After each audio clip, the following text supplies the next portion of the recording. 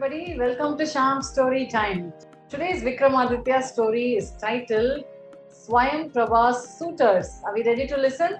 King Vikramaditya picked up the corpse from atop the drumstick tree and he walked towards the cremation ground.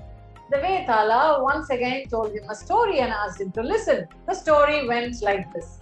Long ago there lived a man who had two children, a son and a daughter. The daughter's name was Swayamprabha. Both the children were extremely intelligent. Swayamprabha was also very beautiful. When she attained the marriable age, her father asked her if he can go and seek an alliance for her.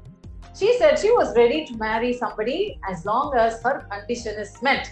So the father, mother and her brother, all three of them asked her what is the condition.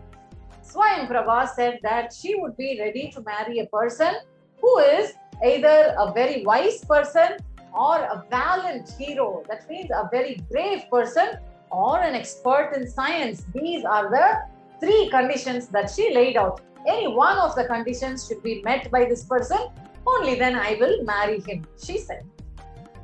The father said, okay, definitely we will look for a suitable alliance for you. Saying so, he went to the next town on business. A man named Sura came and met the father.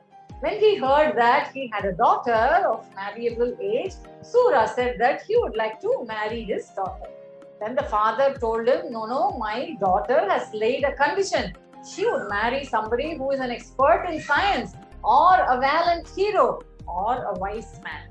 So Sura claimed that he was an expert in science. He can actually make a plane and let it fly. The father asked, really, can you show it to me?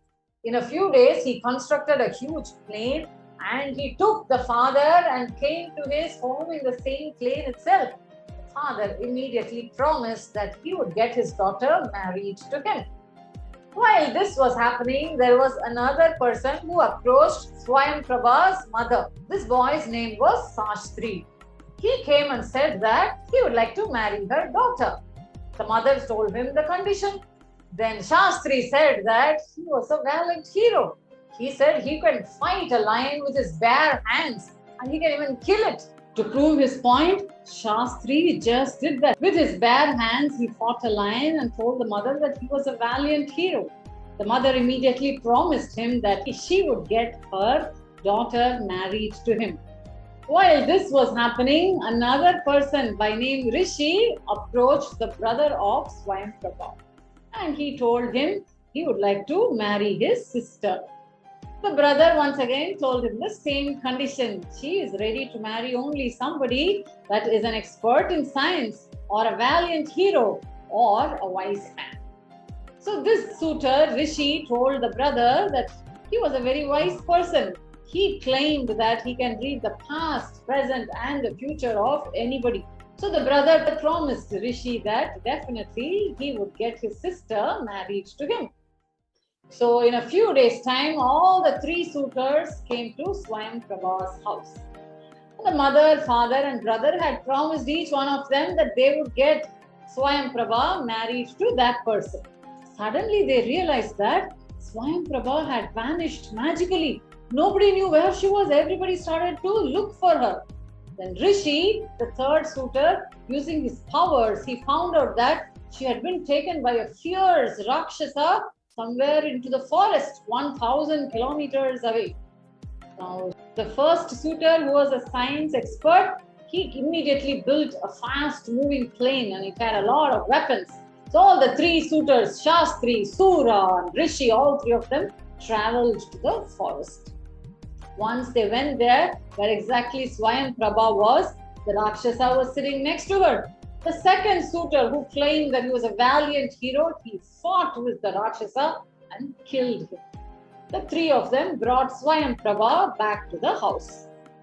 And each one of them claimed that she was to marry only him. The first suitor said that it is simply because of his ability to build a plane that they could bring back Swayamprabha, so he has to marry her. The second suitor said that it was simply because he was able to fight and kill the Rakshasa. Was she alive today? He should only marry her. The third suitor said Only because I was able to recall from my wisdom and tell you all that she has been taken into the forest by a Rakshasa. Did we even know her whereabouts?